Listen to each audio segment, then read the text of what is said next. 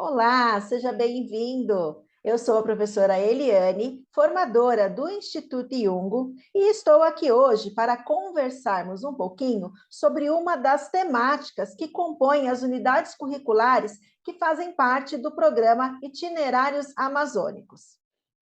A abordagem de hoje traz a temática amazônica, biodiversidades e sociodiversidades da Amazônia, e temos como subtemática as mudanças climáticas.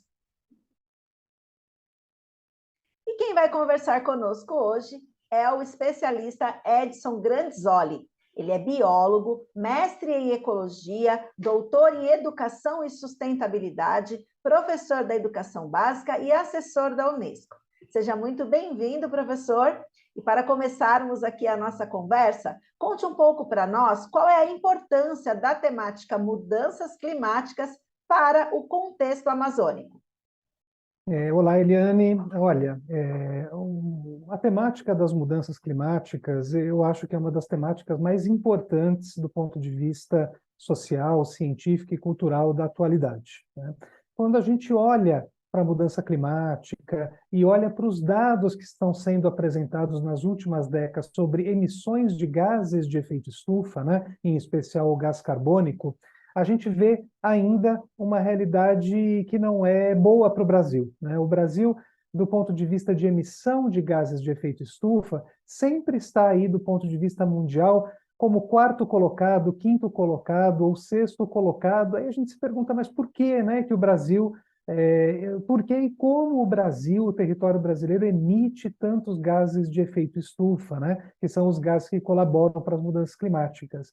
E aí a gente olha para a Amazônia quando a gente fala sobre essa temática, né? Uma das principais fontes, se não a principal fonte de emissão no Brasil, é oriunda de desmatamento e queimadas, em especial na região amazônica, né? Então, quando a gente corta árvores para instalação de pastos, instalação de práticas agrícolas, e a gente queima essa madeira para abrir espaço para novos empreendimentos, a gente transforma aquele carbono que estava preso nas árvores, na vegetação, em gases. E esses gases têm colaborado, têm colocado o Brasil como quarto, quinto colocado do ponto de vista de colaboração das emissões e, consequentemente, das mudanças climáticas. Então, a região amazônica, quando a gente fala de mudança climática, ela tem um papel não só importante, mas decisivo do ponto de vista de alteração do clima. Então, é muito importante a gente olhar para esses dados, compreender como esses dados são coletados, são analisados e construir uma análise crítica, holística, sistêmica, para a contribuição justamente da região amazônica para esse que é um dos maiores desafios da humanidade atualmente. E de que forma que essa temática ela pode ser aprofundada, professor, considerando os diferentes territórios e as especificidades da Amazônia?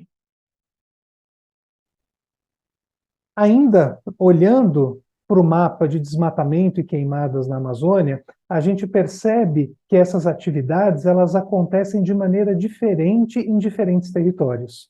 Então, é muito importante que a gente não considere que o desmatamento, a queimada, a mudança do uso do solo na Amazônia acontece da mesma forma em diferentes locais. Então, é muito importante que você compreenda como esse uso do solo tem acontecido na sua região, no seu território, e não só no ponto de vista atual, mas de um ponto de vista histórico, né? É muito importante fazer essa análise ao longo das últimas décadas, né? Para isso, a gente tem muitos gráficos, muitos dados que foram construídos por grandes cabeças da ciência brasileira e mundial, né? Então, olhar para esses dados é fundamental e compreender como a sua região tem colaborado ou não para as mudanças climáticas, do ponto de vista de desmatamento, de queimadas, de mudança do uso do solo, e tão importante quanto compreender como que o seu território tem colaborado nesse processo, é você compreender e achar caminhos